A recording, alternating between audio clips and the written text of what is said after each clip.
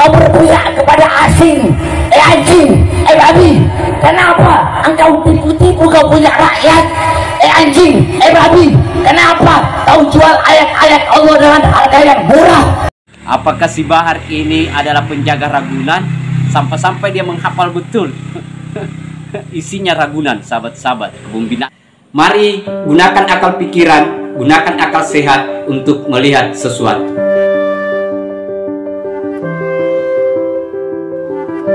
Assalamualaikum warahmatullahi wabarakatuh. Salam sejahtera untuk kita semua. Salam demokrasi dan salam pluralisme.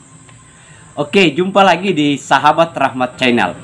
Nah, untuk kali ini sahabat-sahabat, video lamanya si Bahar Smith, ya, dimana pada saat dia ceramah hampir seisi Ragunan itu disebut sahabat-sahabat. Nama-nama binatang menyebut bahwa jual agama, jual ayat sama persis dengan binatang-binatang yang mungkin ada di Ragunan. Saya tidak tahu apakah si Bahar ini adalah penjaga Ragunan, sampai-sampai dia menghafal betul isinya Ragunan, sahabat-sahabat kebun binatang. Entah siapa yang binatang sesungguhnya, karena kalau dilihat dari ceramah-ceramahnya, karena hanya orang yang bernafsu binatang lah yang sesungguhnya kalau dia berceramah itu hanya memfitnah atau mencaci maki. Jadi tetapi ceramah ini sahabat-sahabat itu mendapat kritikan tajam dari Gus Islah Bahrawi. Dan saya kira ini betul-betul Gus Islah membuat si Bahar, mudah-mudahan Bahar Smith juga harus mendengarkan ini dan para pengikutnya juga harus mendengarkan baik-baik agar kita tidak terjerumus pada hal-hal ajakan orang yang hanya pada fitnah, caci maki kepada pemerintah atau kepada ulama atau kepada kiai-kiai, khususnya kiai-kiai pribumi atau kiai-kiai NU atau kiai-kiai di Nusantara. Nah, seperti apa videonya sahabat-sahabat? Mari kita lihat videonya. Kau berpihak kepada asing? Anjing, babi, kenapa engkau tipu-tipu kau punya rakyat? Anjing, babi, kenapa kau jual ayat-ayat Allah dengan harga yang murah?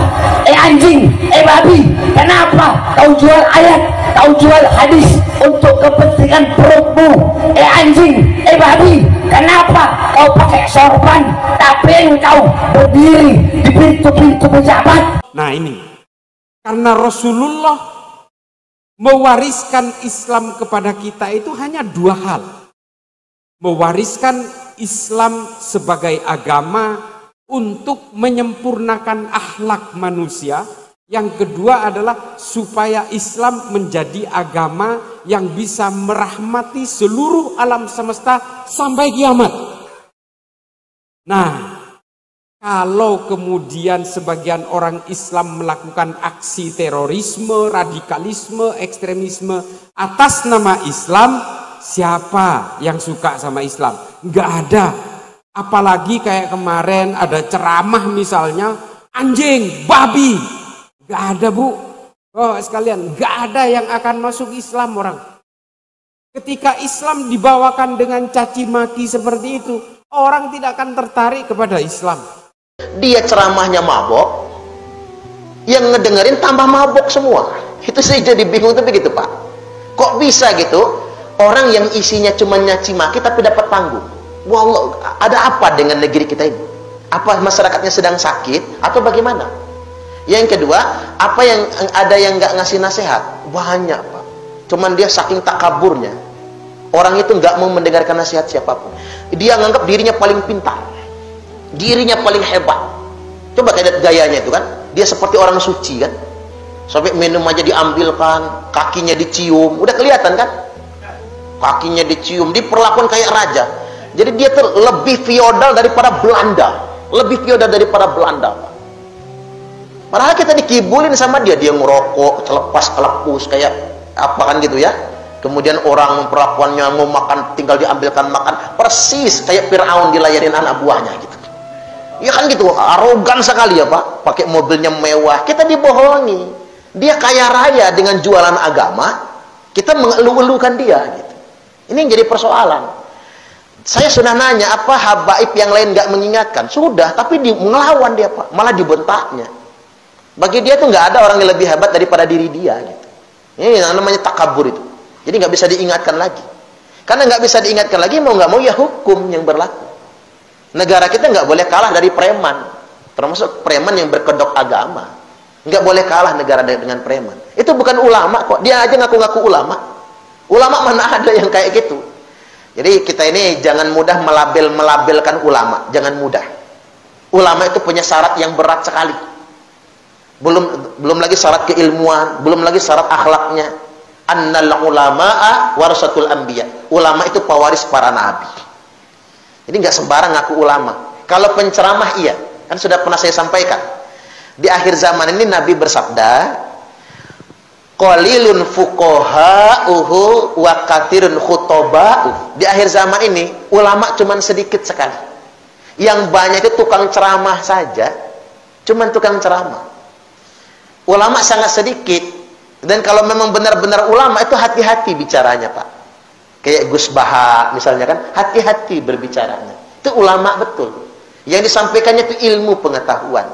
Lebih berhati-hati. Jadi apa nggak ada yang mengingatkan, sudah Pak, nggak laku lagi. MUI bagi dia yang nggak laku lagi. Pokoknya dia aja yang paling hebat. Dia aja yang paling benar sendiri. Nah, tadi hukum, paling hukum. Masih enak, dia kan bisa begitu karena tinggal di Indonesia. Jajal dia Pak, tinggal di Arab Saudi. Langsung potol palanya bener itu. Berani nggak dia di Arab Saudi teriak-teriak kayak gitu? Langsung dipancung palanya, yakin itu. Karena bugot itu namanya. Mendelegitimasi pemerintah. Nggak usah di Arab Saudi lah. Minggir dikit ke Malaysia. Langsung lama penjaranya itu. Nggak boleh kan di Malaysia itu mendelegitimasi raja, termasuk juga perdana menterinya. Ini masih mending dia tinggal di Indonesia. Indonesia itu negara Islam dengan demokrasi nomor 1 sedunia internasional. Memang sedemikian rupa. Karena beralasan demokrasi dia begitu. Boleh orang mengkritik. Saya ingat Pak Zainuddin MZ itu Pak. Sering dia mengkritik pemerintah. Tapi dengan bahasa yang santun gitu. Kritik dan masuk kan kritiknya. Bagus-bagus aja boleh mengkritik pemerintah itu. Kayak saya ceramah sering, saya ceramah tentang korupsi. Tapi yang saya bahas korupsinya. Bukan ngajak masyarakat nggak percaya sama pemerintah, bukan. Tapi korupsinya, titik tekannya korupsi. Jangan korupsi. Yang korupsi kan bukan semua pemerintah, oknum kan. Siapapun orang itu. Nah, itu tadi sahabat-sahabat. Kita sudah lihat, kita sudah cermati. Dan saya kira apa yang disampaikan oleh Bahar Smith ini adalah gaya lama. Gaya lama ya itu tadi, karena panggung dan pasarnya, saya kira supaya dia tidak hilang, dia tidak pergi, akhirnya ceramah-ceramah itu dijadikan sebagai ya sumber penghasilan bagi si Bahar Smith, sehingga pastilah dia tidak akan pernah mau mengubah karena itu adalah salah satu gaya pasar kalau menurut saya, sahabat-sahabat. Tetapi ini menjadi titik beratnya bahwa ini adalah agitasi, narasi kebencian yang dia bangun. Saya kira ini sangat tidak masuk akal dan tidak bisa diterima sebagai orang yang berpikir, orang yang menggunakan akal pikiran, agar kita tidak terjebak pada hal-hal yang seperti ini, sahabat-sahabat, hanya karena sorban, hanya karena menggunakan ayat-ayatnya, tetapi itu dibawakan dengan penuh dengan nafsu, penuh dengan kebencian, sahabat-sahabat. Saya kira itu. Terima kasih banyak. Akhir kata dari saya. Wassalamualaikum warahmatullahi wabarakatuh. Salam demokrasi, salam pluralisme, NKRI harga mati.